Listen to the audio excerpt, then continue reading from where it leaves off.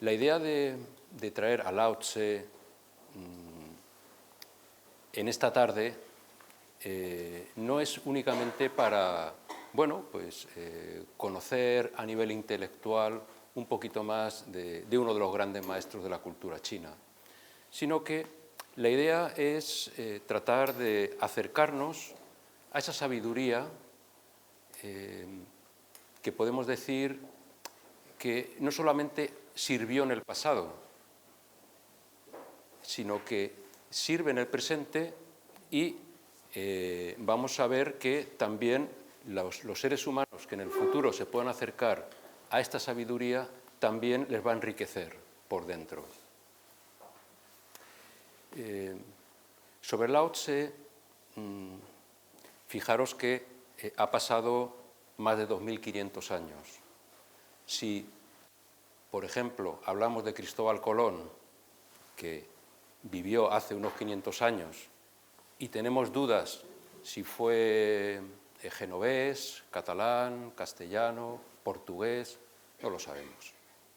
Entonces, vemos que es complicado, después de tantos años, y llegar, digamos, a saber a ciencia cierta hechos históricos fidedignos, porque la mentalidad antigua no es como la de hoy en día, que nos gusta la historia que sea cronológica y nos basamos en fuentes históricas y para saber cuándo nació una persona, las fechas, el momento, las circunstancias, pero en aquella época, de alguna manera, eso no era tan importante, fechar exactamente el nacimiento de una persona.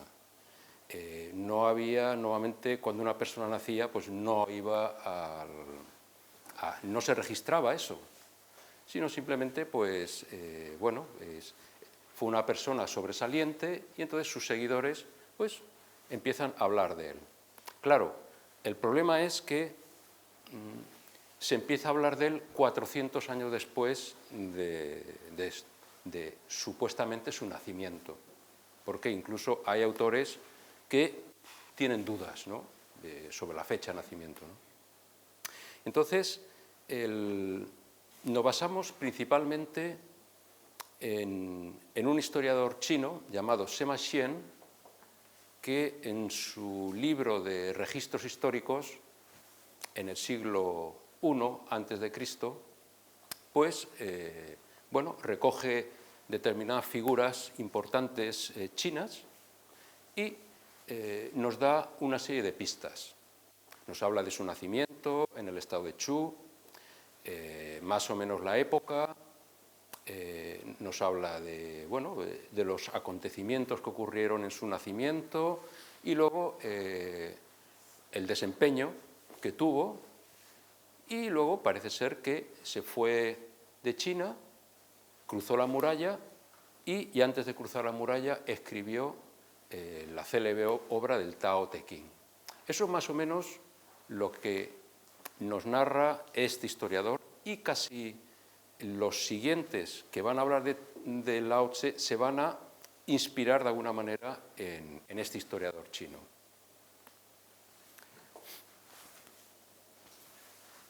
Claro,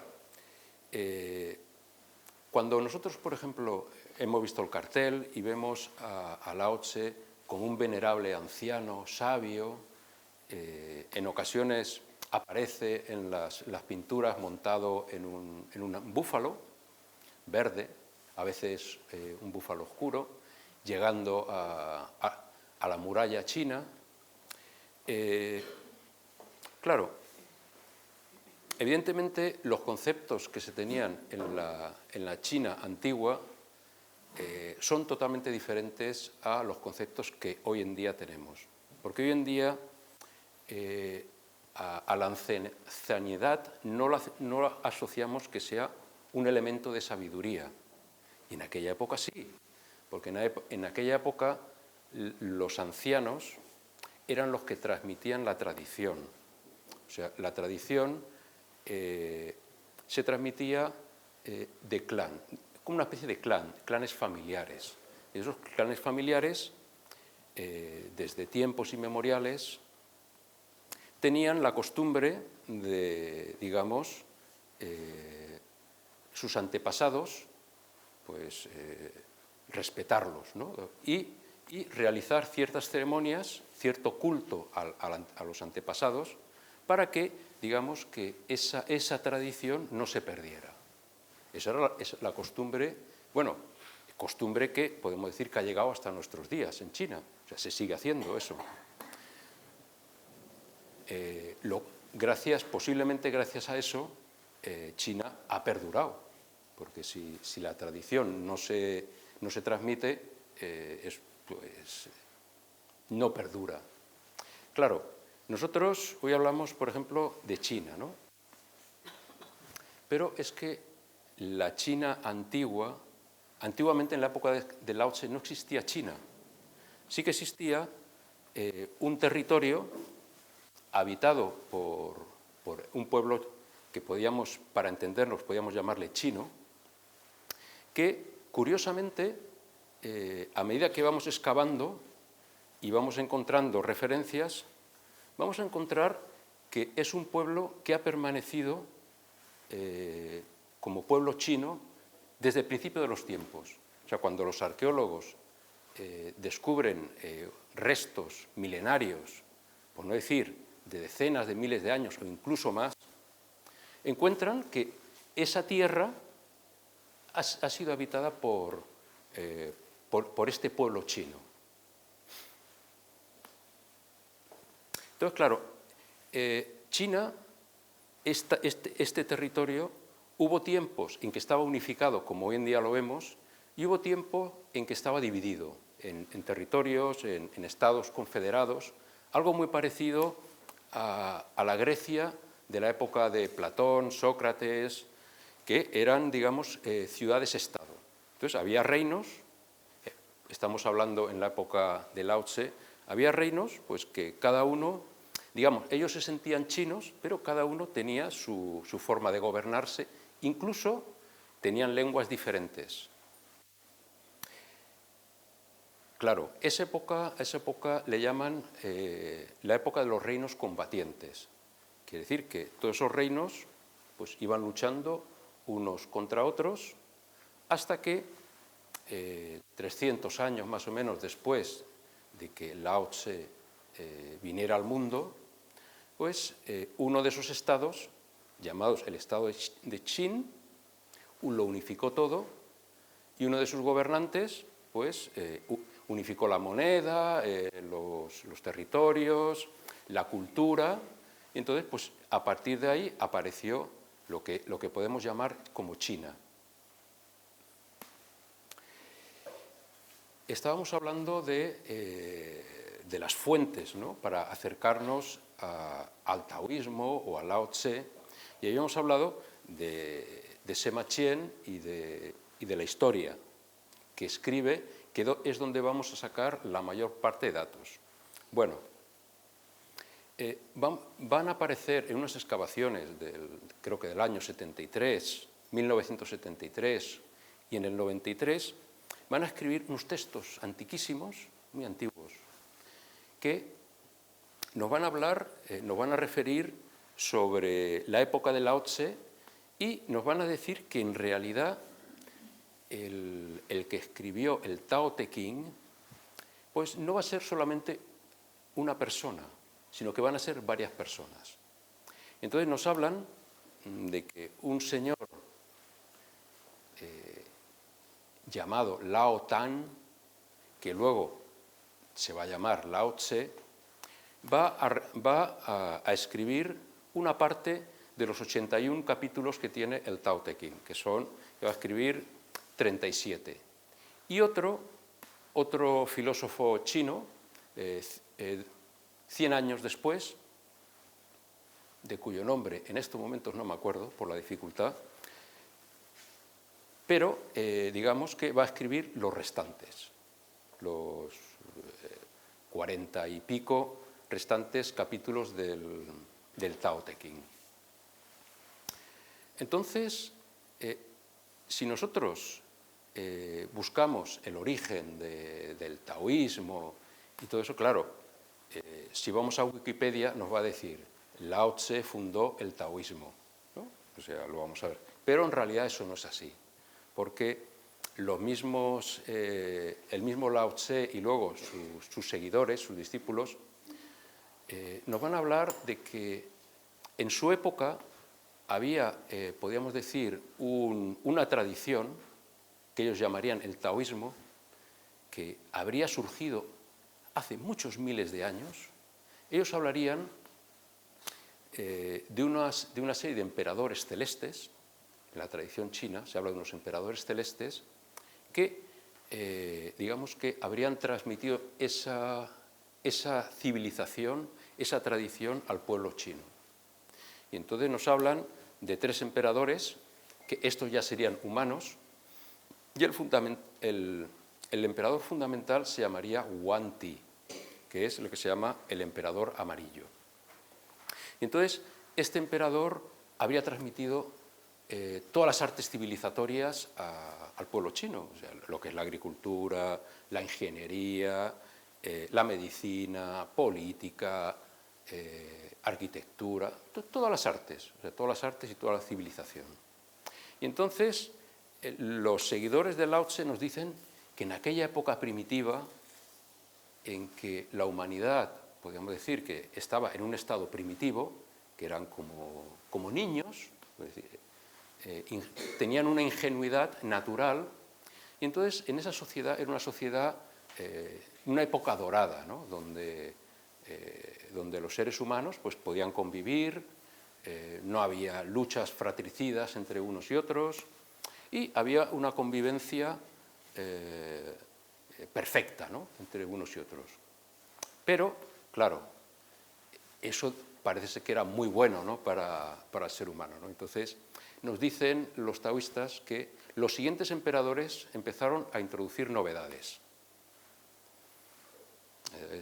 Ya hemos visto que las novedades que empezaron a introducir, pues el resultado no fue muy bueno, incluso fue a peor. O sea, digamos que la sociedad fue perdiendo, digamos, esa ingenuidad natural y se volvió más egoísta.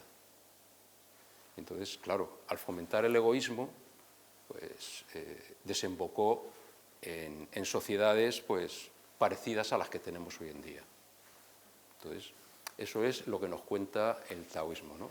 De que sí que existió una época dorada y que en realidad los problemas que tenemos en las sociedades actuales es fruto de haber perdido esa sencillez original y también es fruto del egoísmo del ser humano, ¿no? Entonces, claro, o sea, Lao Tse en realidad no es su nombre, porque Lao Tse significa Lao viejo y Tse maestro. Entonces, seguramente se llamaría de otra manera, pero sus discípulos, sus seguidores, le llamaron el viejo maestro. No sabemos cómo se llama. Hay quien dice que se llamaba Li Er. ¿Por qué Li Er? Porque dicen de que, bueno, esto ya entra dentro del terreno mítico, porque nos hablan de que, bueno, su madre y su padre pues, vivían en una aldea del estado de Chu y eran agricultores. Y parece ser que el padre era una especie de San José, que también, parece que también tenía cierta afición por la carpintería. Curioso, ¿no? Y dicen de que su padre pues, vio desde lo alto a un dragón y que, digamos, que bajaba del cielo y, bueno, pues de alguna manera pues, fecundaba a su mujer. También parece ser que Lao Tse, igual que Cristo, pues no necesitó de la intervención entre hombre y mujer, sino que un dragón celeste, pues la... Bueno, ella en un principio pues no se dio cuenta de que estaba embarazada y pasaron 72 años. Y a los 72 años, ostras tú, estoy embarazada.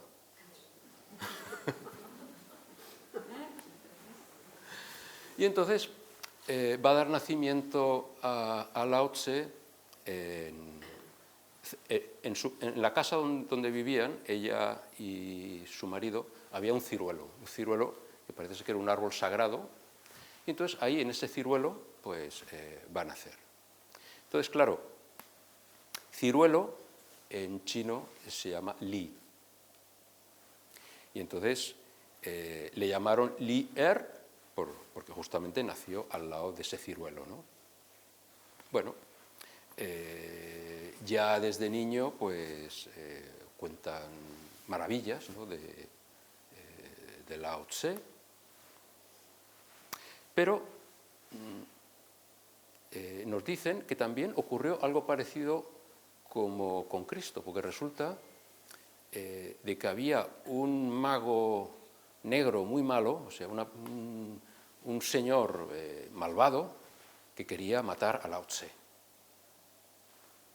Y bueno, pues no lo consiguió, afortunadamente, y se pudo salvar. Y luego ya no sabemos más de Lao Tse hasta podríamos decir casi, bueno, como él ya nació anciano, pues no tuvo, digamos, una adolescencia y una madurez.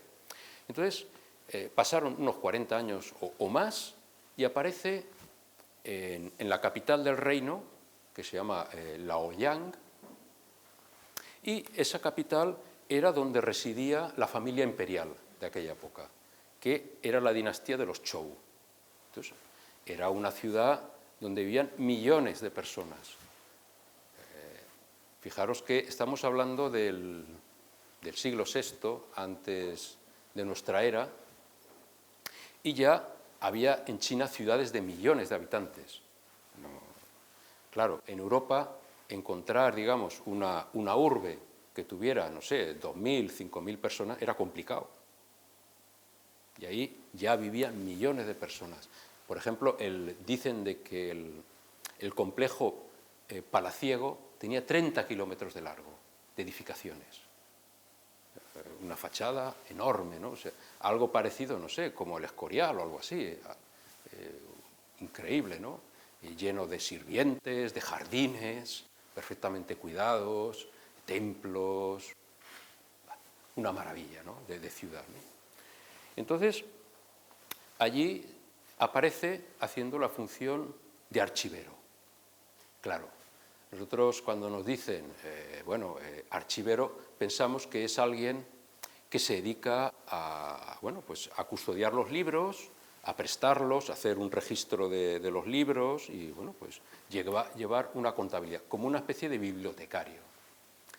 Pero en el caso de la antigua China eso no era así. Los archiveros eran, podríamos decir, sacerdotes de muy alto rango, eran especialistas, tenían conocimientos de astrología, de alquimia, de medicina, de ingeniería. Era, digamos, los sabios más sabios que había en China. Y entonces, a esos archiveros el emperador les consultaba. Le consultaba para saber, por ejemplo, cuándo se tenía que hacer la cosecha, la época, porque como ellos conocían los astros, si era conveniente, por ejemplo, librar una guerra con un estado vecino o no, o implementar determinadas políticas. Entonces, eran personas totalmente cotizadas y superprotegidas. Se cuenta el hecho, saltando la distancia, que Felipe II, estamos hablando de España, tenía en su corte un famoso alquimista y el Santo Oficio le tenía muchas ganas a ese alquimista. Y Felipe II dice, si a este le tocáis, el que le toque a este, estaba súper protegido porque se ve que era un alquimista, un astrólogo, y le daba información que no tenía otra forma de encontrar información. Entonces, eso para que tengamos en cuenta la importancia, ¿no?, que tenían este tipo de sabios, ¿no?, que eran cotizados. Entonces, bueno, parece ser que allí estuvo un tiempo y nos cuentan de ese tiempo en que estuvo allí una célebre anécdota con Confucio, porque Confucio, bueno, era un enamorado del saber antiguo. Entonces, allí estaban, en esa biblioteca, estaban los escritos más antiguos, estaba todo el conocimiento, podríamos decir, del pueblo chino, ¿no? Entonces, bueno, pues fue allí a consultar, tenía interés. Y entonces se encontró con Lao Tse. Claro, aquí tenemos un problema porque las fuentes son diferentes. Según el que escribe el encuentro es un taoísta o si el que escribe el encuentro es un confucianista. O sea, hay diferencias. Porque claro, los taoístas de alguna manera dicen, bueno, Confucio vio a Lao Tse y quedó hecho papilla. O sea, el nivel intelectual, el nivel moral, el nivel espiritual de Lao Tse era tan sublime que dicen que estuvo 3 días sin poder hablar, totalmente abatido. O sea, lo dejó totalmente destrozado. Claro, esa es la versión de los taoístas. Pero la versión de los confucianistas es más amable con Confucio.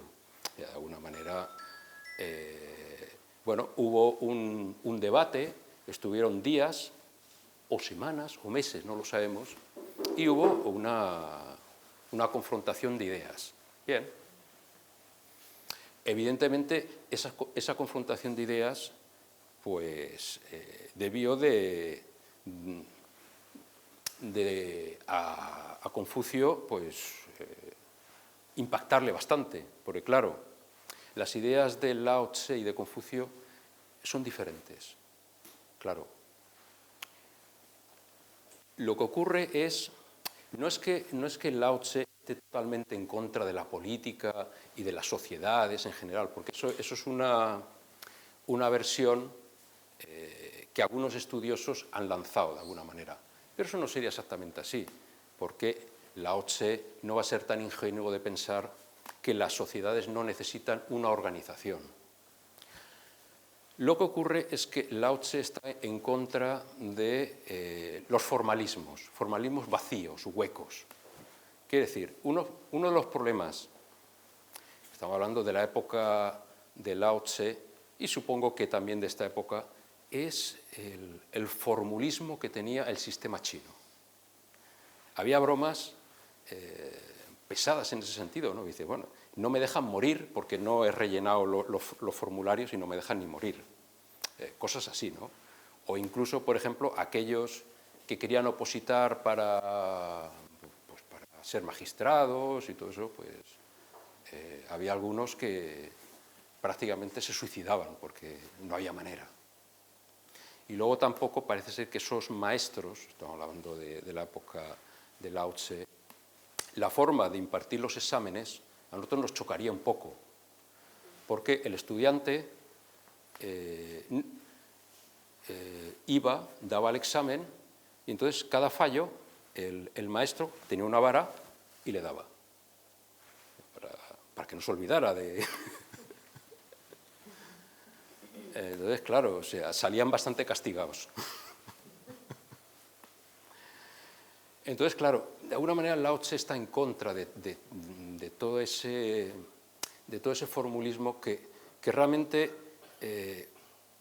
más que elevar al ser humano, lo humilla de alguna manera, o sea, no lo dignifica.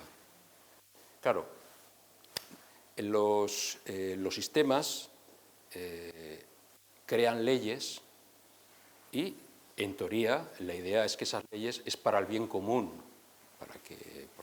para que podamos convivir los unos con los otros. Pero Lao Tse coge y dice, vamos a ver, ¿para qué tanta ley?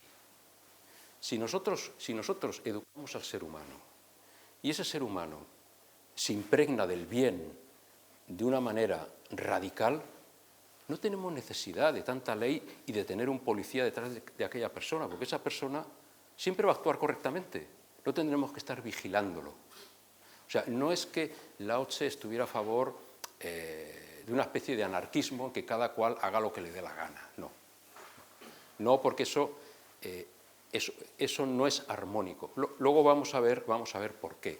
Porque él habla en el Tao Te Ching, hay unos conceptos del yin y el yang, pero eso lo vamos a tratar dentro de un rato.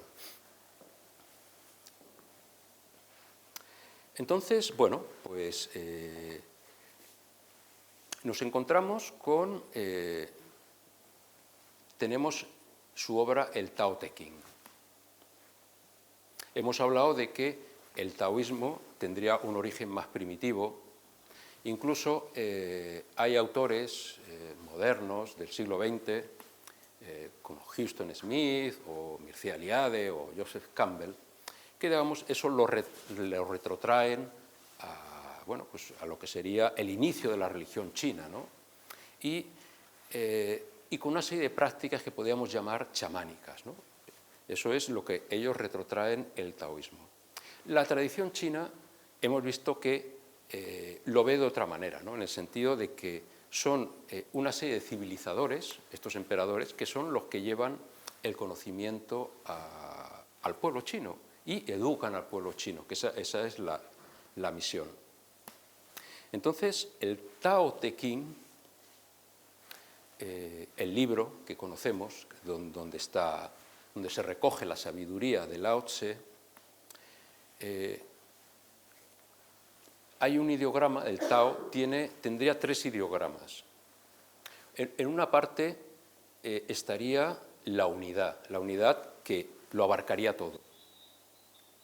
En otra parte tendríamos una representación de una cabeza y en otro lado un camino, unos pies que van surcando el camino. Entonces, una de las traducciones para eso es aquel que puede ser aquel que camina con la cabeza. Es una de las posibles traducciones. Claro, hay otros que lo traducen como el logos, el principio de todo, pero si hacemos caso al ideograma, el ideograma nos indica de que es un camino que tiene que hacer el ser humano, pero lo tiene que hacer con la cabeza. Claro, yo añadiría que también con el corazón, porque la cabeza y el corazón de alguna manera estarían unidos. En la concepción antigua, nosotros separamos lo que es la mente y el corazón, pero en los pueblos antiguos no lo separaban de alguna manera. El corazón y la mente estaban totalmente unidos. Bueno, descubrimientos de no hace mucho nos hablan de que el ser humano tendría cierto electromagnetismo, ¿no? Estaría compuesto por... O sea, habría un magnetismo dentro del ser humano. Y entonces, esos recientes descubrimientos nos dicen de que las frecuencias vibratorias del corazón son 5.000 veces más potentes que la mente. Quiere decir que si una persona, digamos, su corazón está contento, entonces esa persona es casi imposible que esté enferma, porque esas vibraciones lo curarían prácticamente todo. Claro, nosotros generalmente lo fiamos todo a la dieta, ¿no? Y decimos, bueno, pues si yo como bien y me cuido y todo eso, digo, está bien.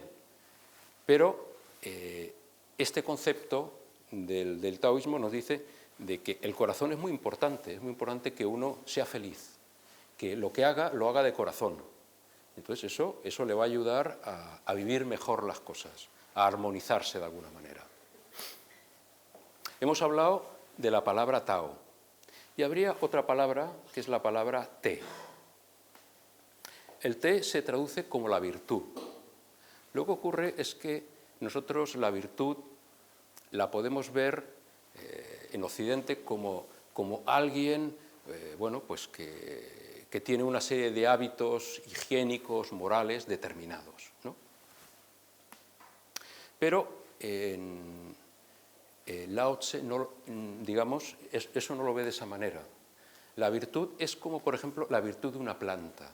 O sea, cuando uno coge una planta, esa planta hace una cocción y entonces de esa cocción salen los elementos curativos, los elementos potentes de esa planta. Entonces, eso sería la virtud. el té. También es como el vino, ¿no? O sea, nosotros cogemos un vino y cogemos la uva, la machacamos, la aplastamos, sacamos el vino, y el vino del primer año pues es un vino muy jovencito, ¿no? Prácticamente no tiene experiencia, ¿no? Sin embargo, ese vino lo ponemos en un tonel, lo cuidamos de determinada manera, y al cabo de 50, 70 o 100 años, eso es un vino espectacular, ¿no? Bueno, supuestamente, ¿no? Entonces, la virtud para el taoísmo, el té, sería aquello que nos potencia, o sea, aquello que nos descubre nuestra esencia, ¿no? O sea, lo que realmente somos. O sea, no es solamente ser como una especie de mojigatería, ¿no? En el sentido de que uno, digamos, se abstiene de determinadas cosas que están mal vistas, entonces es virtuoso. Bueno, puede ser o no. Y King significa libro. Entonces ahí tenemos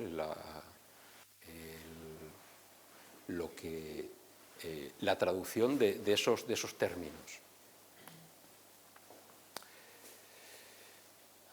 Bueno, vamos, si acaso, a entrar un poco dentro de lo que serían las enseñanzas de Lao Tse, con humildad, porque fijaros que el tema de traducir jeroglífico es muy complicado. Fijaros que el chino antiguo, un erudito podía necesitar más de 20 años de estudios arduos, o sea, no así estudiar 2 o 3 horas, no, sino concentrarse. Y para aprender los jeroglíficos igual necesitaba 20 años. Porque claro, no es la simplificación que aún tiene su complicación, que se hizo en el siglo XX, que todo eso lo redujeron y lo simplificaron. Porque en la época de Lao Tse únicamente algunos eruditos sabían leer y podían leer los textos y podían, digamos, claro. Uno de los problemas que nos encontramos muchas veces es que cuando, por ejemplo, los occidentales, porque de alguna manera los chinos no te van a dar sus tesoros, ¿no? De alguna manera el occidental pues fue ahí y como esa mentalidad de sabio, ¿no? de que es mejor que el otro, y entonces coge sus textos y dice, yo esto pues, lo traduzco y lo voy a entender perfectamente y tal y cual. Pero el problema es que lo traduce con ciertos prejuicios y, claro, con determinadas problemáticas, ¿no? Entonces, claro, eso se ha ido solucionando porque los estudiosos ya en el siglo XX ya son más respetuosos. Entonces no tienen tantos prejuicios ni son cristianos fanáticos. Es decir, o sea, hay gente pues, que encuentra una sabiduría y entonces pues, trata de ponerse en contacto con esos textos con más respeto, por decirlo de alguna manera. Entonces, tenemos muchas mejores traducciones ahora en el siglo XX y bueno, pues también hay estudiosos chinos pues, que también nos han ofrecido textos, ¿no? Entonces, bueno, pues es más fácil en este siglo XXI pues, acercarnos a esos conocimientos. Y hay algunos libros que yo he podido leer del Tao Te Ching, hechos por algunos autores occidentales, y debo decir que me parecen que tienen un mensaje y que recogen el espíritu bastante correctamente. No vamos a decir que es perfecto, pero está bastante bien. Y se pueden leer y uno puede aprender.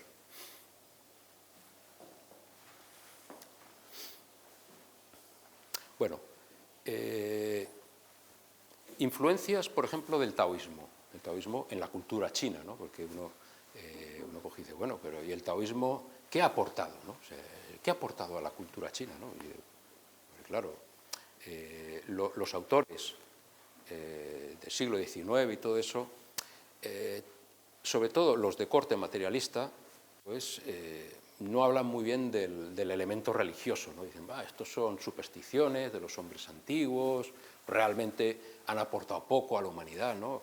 Ahora necesitamos el progreso, ¿no? O sea, la economía, no sé, la política, las relaciones internacionales. Oye, bien, es una opinión, ¿no? Aportes, por ejemplo, en medicina, la acupuntura, miles y miles, o sea, por ejemplo, lo que es la herboristería china es de las mejores del mundo. Tienen remedios prácticamente para todo, con plantas, diferentes plantas. Por ejemplo, el tema de la física y de la química era en laboratorios taoístas, porque los taoístas no renunciaban a la ciencia, trabajaban en laboratorios. Y uno de esos experimentos fue lo de la pólvora. Parece ser que en un laboratorio descubrieron la pólvora. Por ejemplo, a nivel agrícola.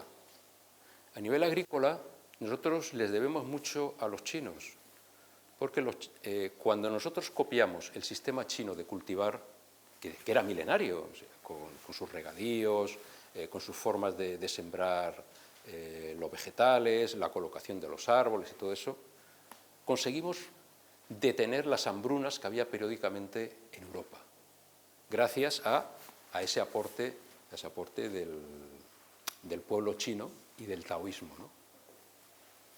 ¿Qué más? Pues en las artes marciales, ¿no? Tan famosas, ¿no? Tenemos, por ejemplo, el tai chi, que une la armonía de los movimientos digamos, con la concentración, con un fluir de las energías. Eso es muy avanzado, ¿no? Muy avanzado. Esas concepciones. Por ejemplo, en el Kung Fu, que es el arte marcial chino por excelencia, vemos, digamos, que no es tan solo un sistema para defenderse, sino que es una forma de vida, ¿no? Se traduce en una forma de vida. Así, por ejemplo, en la cultura japonesa eso también se ha trasladado. Y en la cultura japonesa, en vez de llamar Tao, camino, ellos le llaman Do. Camino le llaman Do. Entonces vemos, por ejemplo, arte marcial, por ejemplo, el karate. Karate Do. O sea, el camino de la sencillez. Judo, camino del vacío. Aikido, el camino de la armonización de uno mismo con el universo. Vemos que son formas de entender la vida, porque en la mentalidad antigua, China, y también en Occidente, podríamos decirlo, una persona que seguía un camino filosófico, eso no era algo únicamente que tenía que a uno ilustrarle la mente, sino que tenía que cambiarle su forma de vivir. O sea, era un elemento teórico práctico. O sea, no se entendía, por ejemplo, no sé, estudiar filosofía para saber qué es lo que dijo un autor u otro autor. Y yo, bien, está bien, pero ¿eso a mí de qué me sirve? O sea, ¿cómo puedo yo aplicar eso en la vida? Entonces, la filosofía práctica lo vemos, por ejemplo, en las artes marciales. Es una filosofía práctica, es una filosofía de la defensa, de la no violencia, porque en realidad cuando el arte marcial no quiere atacar al otro, el arte marcial simplemente es defender. Pues, fijaros que en el karate, por ejemplo, es el arte del vacío. ¿Qué quiere decir? Que cuando uno te va a atacar, te apartas, es el otro el que se cae. Tú no opones ningún tipo de resistencia. El aikido, por ejemplo, es dejar que la energía del oponente a esa persona misma lo destruya de alguna manera. O sea, frene, digamos, su violencia. Todo esto son conceptos taoístas. Claro, cuando uno, por ejemplo, habla del vacío, entonces a lo mejor dice, piensan, ¿no?, de que es una persona que no tiene que tener nada en la cabeza. No, eso no es el vacío. El vacío es, por ejemplo, imaginémonos que alguien quiere, digamos, tener amor dentro de sí mismo. ¿Qué es lo que tiene que hacer? Vaciarse de odio. No hay otra manera de llenarse. Si quieres llenarte de amor, tienes que vaciarte de algo. Tú lo que no puedes hacer es, en un vaso que está lleno, meter algo más, porque eso se desborda. Tienes que vaciarlo. Entonces, cuando tú eso lo vacías, lo puedes llenar de algo diferente. Ese es el concepto del vacío. No es que alguien, pues, bueno, pues que no tenga nada en la cabeza. Eso no tiene ningún sentido, ¿no?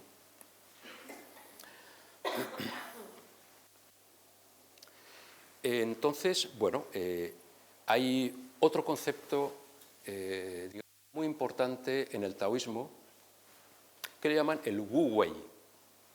Todos habréis oído hablar del Wu Wei.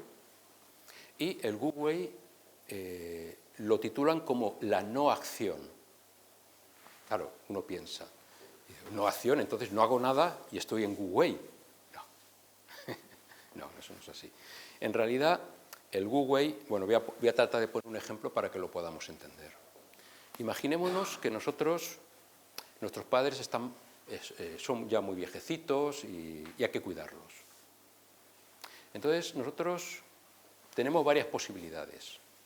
Tenemos la posibilidad de coger y decir, yo no quiero saber nada, me da igual, estoy muy ocupado, la vida es...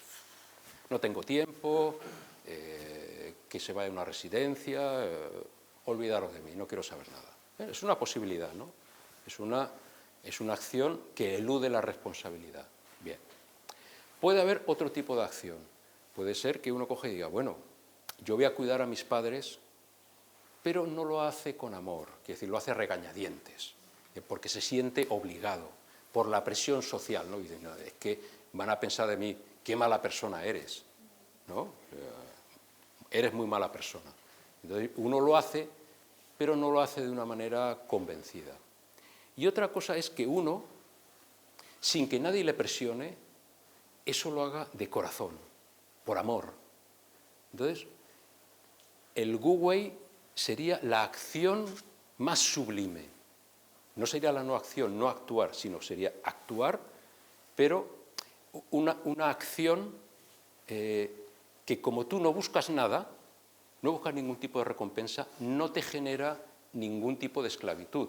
Porque imaginémonos que yo, por ejemplo, busco, en este caso, ¿no?, que estamos hablando, yo voy a cuidar a mis padres porque tienen una suculenta herencia y luego pues eso me puede beneficiar, ¿no?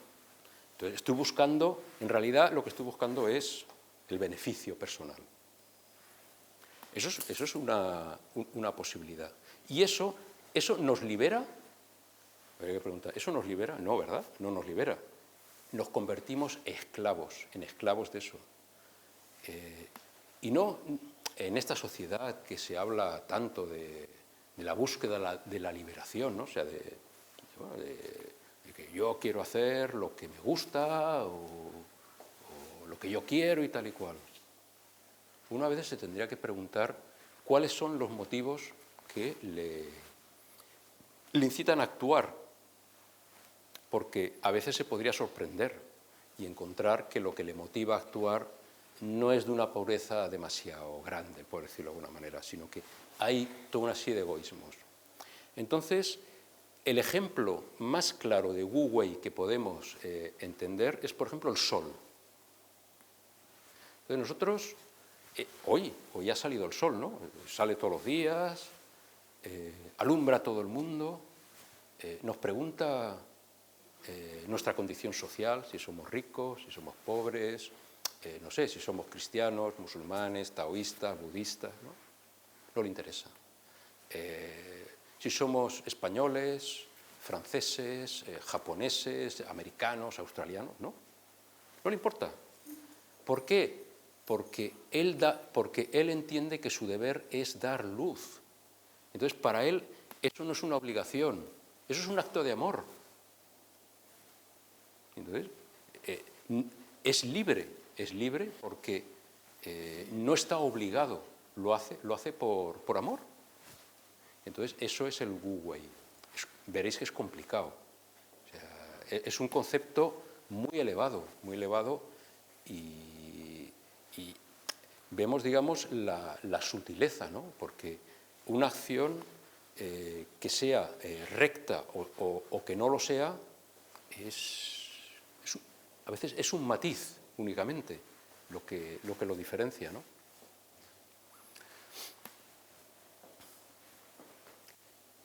Luego tenemos otros conceptos diferentes. Es la concepción, por ejemplo, que se tiene del universo. La concepción que tiene el taoísmo del universo, nosotros, cuando nos hablan del universo, estamos hablando de las concepciones desde hace 200 años más o menos, es como si nuestro planeta fuera como una especie de roca y el sistema solar, el Sol, pues no sé, una iluminaria que hay por ahí, sí, que da luz, o sea, que tiene, no sé, ahora hablan de que es como una especie de bomba atómica que tiene helio, hidrógeno, los neutrinos, y eso hace que ilumine, ¿no? Pero no son capaces de ver vida espiritual en eso, ¿no? O sea, la Tierra, no sé, es como si el ser humano dijera, bueno, la Tierra,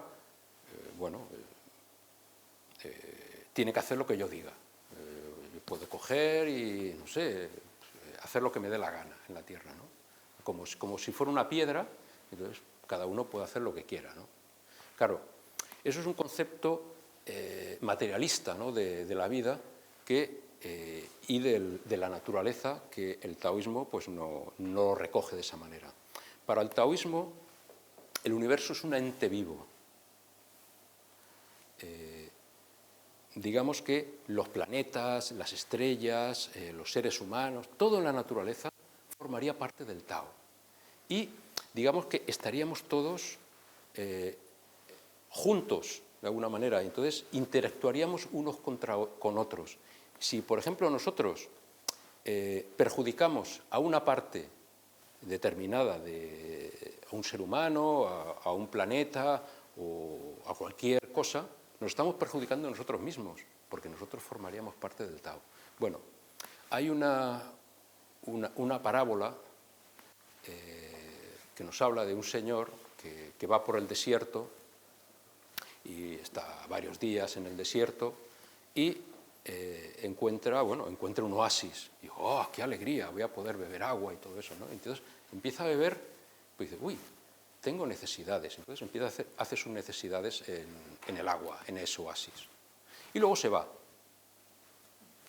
Y al cabo de unos días se ve que se desorienta y empieza a dar vueltas y al final recala en el mismo oasis. Entonces, claro, tiene que beber lo que él ha ensuciado. Entonces, el mundo, según el taoísmo, es como una gema preciosa de un cuidado increíble. O sea, que realmente cualquier desarreglo afecta a todo el entorno. Vemos que es una concepción más trascendente, más espiritualista, ¿no? del taoísmo. Y pues nosotros hemos hablado de que, por ejemplo, en el taoísmo nos hablan de, por ejemplo, de que la política es un problema, de los políticos, los sistemas burocráticos, todo este engranaje, ¿no? de sistema que supuestamente está para que podamos convivir unos contra otros, pues eso, el taoísmo recela un poco de eso, ¿no? ¿Por qué nos dice el taoísmo? Cuando los sucesores del emperador amarillo, de Yuan Ti, empezaron a introducir reformas, uno de los emperadores, llamado Yao, la introducción que hizo fue despertar el amor hacia unos. Es decir, o sea, que nosotros queríamos a unos y a otros no los queríamos. Esa dicen que fue la primera introducción, ¿no? que llevó a la decadencia. Luego dicen que el siguiente emperador introdujo lo que son las competencias, que aquel que hacía mejor las cosas se le daban premios, y al que no lo hacía bien, pues se le castigaba de alguna manera. Entonces, todas esas... ese problema del amor que nos habla el taoísmo no es que ellos busquen una especie de ser humano egoísta, que no ame, sino que el ser humano tiene que darse cuenta de que tendría que ser como el sol, tendría que ser como el viento, ¿no? El viento sopla cuando tiene que soplar, no está buscando ningún tipo de recompensa afectiva. Los ríos, ¿cómo fluyen los ríos? ¿Buscan alguna recompensa afectiva al río? ¿No? Fluye. Sí, podemos decir, bueno, es que hay unas corrientes que lo hacen. Bueno, eso es nuestra visión, ¿no? Pero el problema es que cuando uno ama a unos y a otros no los ama, ¿qué luego ocurre? Que su visión se vuelve parcial. Es parcial. Entonces, beneficia a unos y perjudica a otros. Cuando uno, por ejemplo, la siguiente introducción de novedades, despierta las competencias, quiere decir pues, que hay gente que para subir arriba tiene que pisar al otro. Entonces, eso ya es un problema, engendra rivalidades, engendra problemas. Entonces, claro, así están la situación de las cosas por culpa, dicen, de introducir esas modificaciones que en vez de ayudar a que el ser humano sea más fraternal, lo ha llevado hacia el egoísmo. Entonces, de alguna manera, la solución, podríamos decir, a esta problemática es justamente el cultivo de lo natural, dicen ellos. Quiere decir, por el cultivo natural, ellos entienden que, por ejemplo, imaginémonos un niño, ¿no? Un niño cuando nace, sus movimientos son naturales, porque no ha sido endoculturado. Esos son naturales. Pero hay un problema en esos movimientos, porque esos movimientos no son conscientes, son inconscientes. Y entonces la educación taoísta lo que busca es volver a recuperar esos movimientos naturales, pero con conciencia y con experiencia. O sea, no es que uno haga lo que le dé la gana, sino que es recuperar la naturalidad, pero a través de la formación. Claro, el tema es que la endoculturación que nos dan, de alguna manera, no nos lleva hacia ese camino, hacia ese cultivo natural, sino nos lleva a fomentar el egoísmo. Entonces, ese es el grave problema.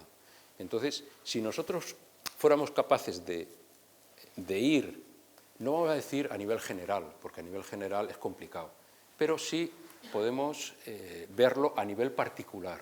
Si nosotros a nivel particular fuéramos dando de lado un poquito el egoísmo y fuéramos, digamos,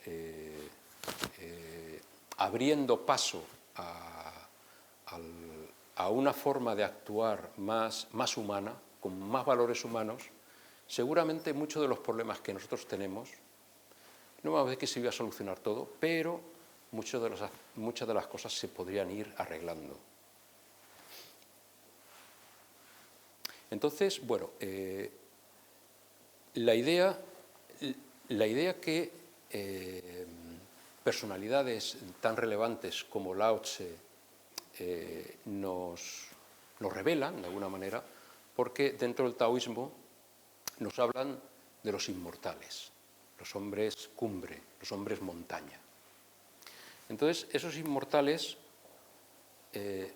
han llegado a ser inmortales porque han cultivado dentro de sí mismos esa naturalidad. O sea, siguen las leyes de la naturaleza. O sea, esos sabios, digamos que su camino no está lleno de obstáculos, porque esos obstáculos los han resuelto, ni tampoco ponen obstáculos a otras personas. Entonces, esa es la idea del hombre montaña. Son seres humanos que están totalmente realizados. Entonces, nosotros, a nuestra medida, tendríamos que ser como una especie de artistas que bueno, con este tipo de enseñanzas, con estas herramientas que nos dan estos sabios, en esta ocasión hemos hablado de Lao Tse, pero en otra ocasión se puede hablar de otros grandes seres humanos que han aportado muchísimo a la humanidad. Entonces, de alguna manera nos están diciendo que nosotros tendríamos que ser como esos escultores que iban, con las herramientas que tenían, iban tallándose, iban quitando esas aristas que les hacían que fueran de alguna manera nocivos para los demás. O sea, nosotros nos enfrentamos a las otras personas porque tenemos aristas, tenemos fallas interiores. Entonces, si nosotros eso lo podemos ir puliendo, si nosotros aquello que nos falta lo podemos ir agregando, entonces va a llegar un momento en que vamos a hacer de nosotros mismos una verdadera obra de arte.